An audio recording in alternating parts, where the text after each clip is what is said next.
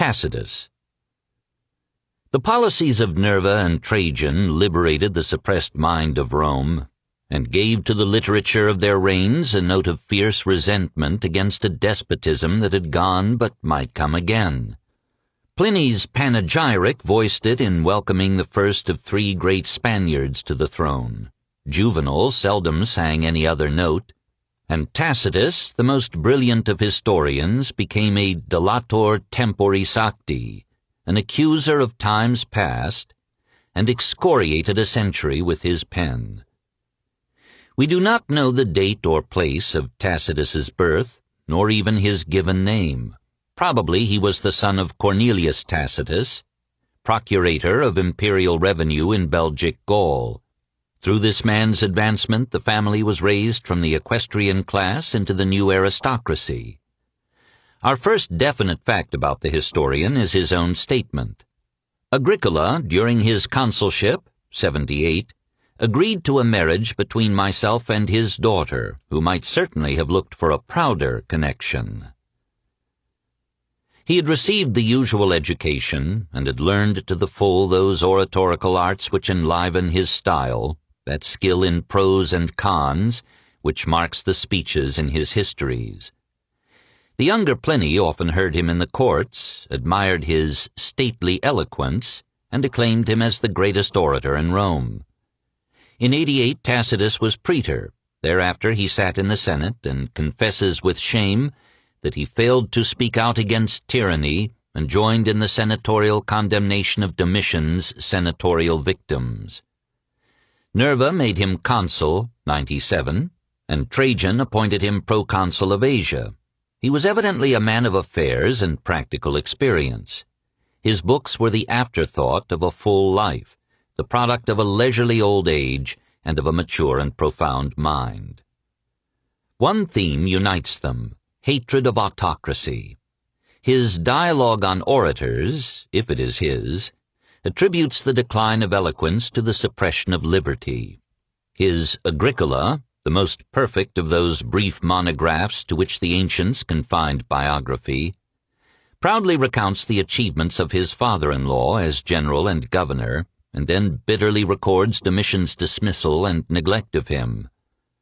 The little essay on the situation and origin of the Germans contrasts the virile virtues of a free people with the degeneration and cowardice of Romans under the despots. When Tacitus praises the Germans for considering infanticide an infamy and giving no advantage to childlessness, he is not describing Germans, but denouncing Romans.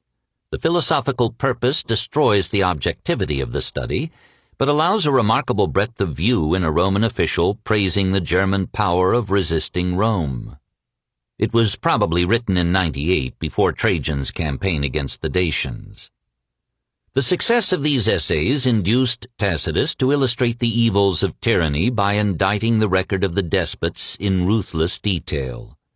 He began with what was freshest in his memory and in the testimony of his older friends, the period from Galba to the death of Domitian. And when these historiae were acclaimed by a grateful aristocracy as the best historical writing since Livy, he continued his story a fronte by describing in the Annales the reigns of Tiberius, Caligula, Claudius, and Nero. Of the 14, some say 30, books of the histories, 4.5 remain, all devoted to the years 69 and 70. Of the Annals, 12 books survive from an original 16 or 18. Even in this mutilated form, they are the most powerful works in extant Roman prose. We may vaguely imagine the grandeur and impress of the whole.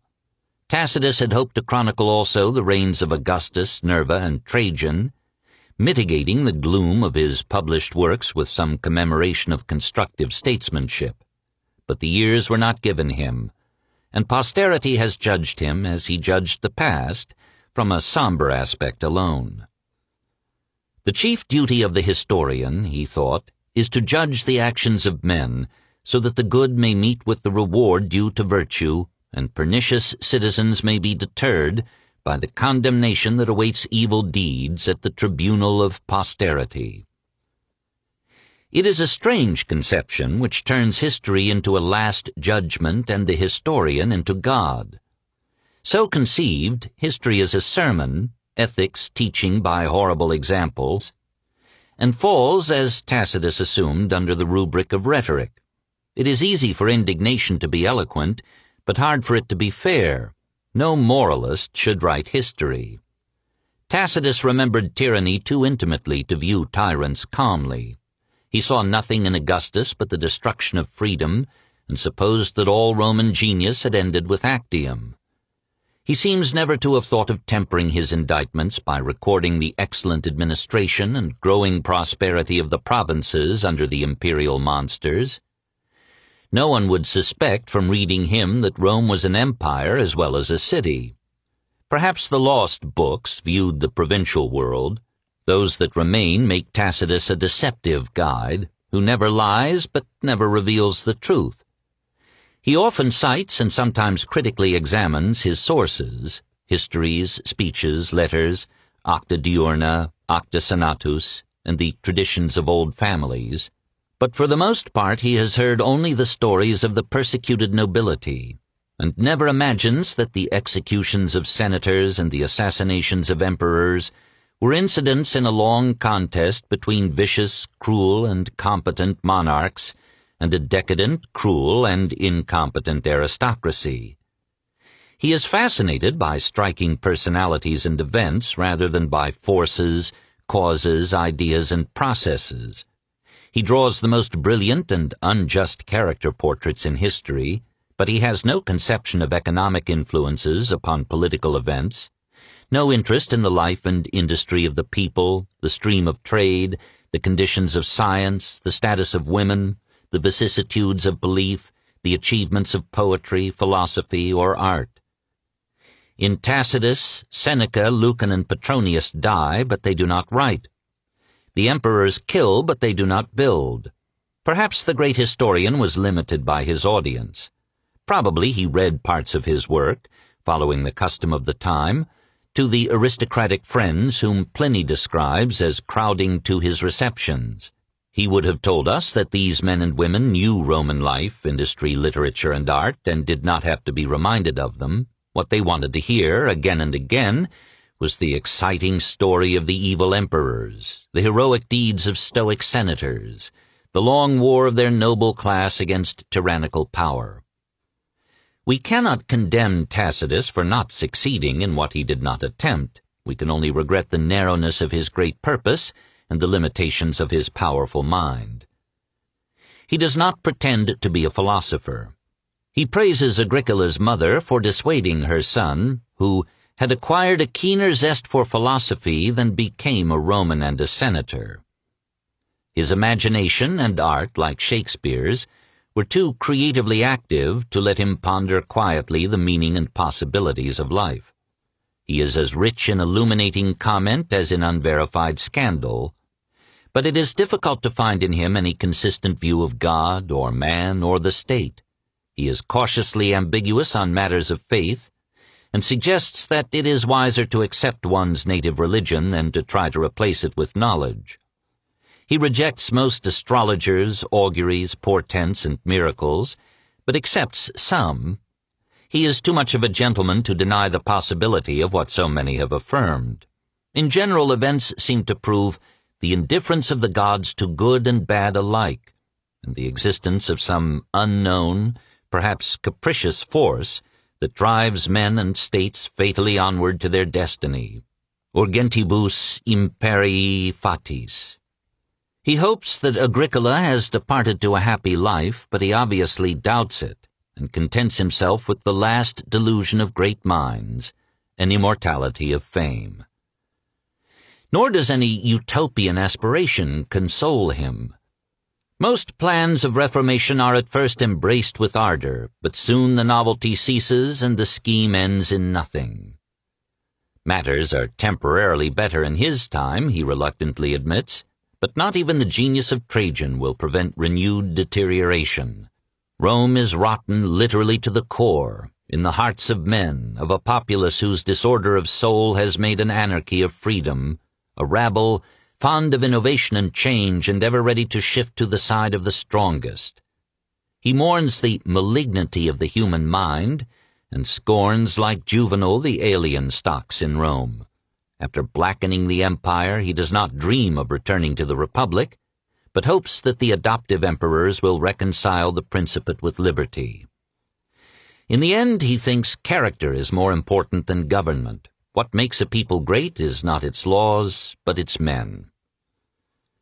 If, despite our surprise in finding a sermon and a drama where we had looked for history, we must nevertheless rank Tacitus among the greatest of historians, it is because the power of his art redeems the limitations of his view. Above all, he sees intensely, sometimes deeply, always vividly. The portraits he draws stand out more clearly, stride the stage more livingly than any others in historical literature. Here, too, however, there are blemishes. Tacitus composes speeches for his varied personages, all in his own fashion and majestic prose. He describes Galba as a simpleton and makes him talk like a sage. And he does not rise to the difficult art of making his characters develop in time. Tiberius is the same at the beginning of his reign as at the end. And if he appeared to be human at the outset, it was, Tacitus thinks, pure dissimulation. First and last in Tacitus is the splendor of his style. No other author has ever said so much so compactly. This does not mean that he is brief. On the contrary, he is desultory and diffuse and takes 400 pages of the histories to chronicle 2 years of time. Sometimes the condensation is extreme to the point of affectation or obscurity. Every second word then requires a sentence to translate it. Verbs and conjunctions are disdained as crutches for crippled minds. This is the culmination of Sallust's concise rapidity, of Seneca's pithy epigrams, of the balanced clauses taught in the schools of rhetoric. In a long work, such a style, unrelieved with passages of a more even tenor, becomes an exhausting excitement to the reader, who nevertheless returns to it with mounting fascination. This martial brusqueness, more economical of words than of men, this scorn of the props of syntax, this passion of feeling and clearness of visualization, this tang of a novel vocabulary and murderous pungency of unhackneyed phrase, give to the writing of Tacitus a swiftness, color, and force which no ancient author has equaled. The color is dark, the mood is gloomy, the sarcasm stings, and the tone of the whole is that of a Dante without tenderness. But the cumulative effect is overwhelming. Along this black river of relentless exposure we are carried, despite our reservations and objections, by a narrative at once dignified and turbulent, stately and impetuous. Character after character rises upon the stage and is struck down. Scene after scene rushes on until all Rome seems ruined and all the participants are dead. We can hardly believe, when we emerge from this chamber of horrors, that this period of despotism, cowardice, and immorality flowed into the zenith of monarchy under Hadrian and the Antonines, and the quiet decency of Pliny's friends. Tacitus was wrong in scorning philosophy, that is, perspective. All his faults were due to lack of it.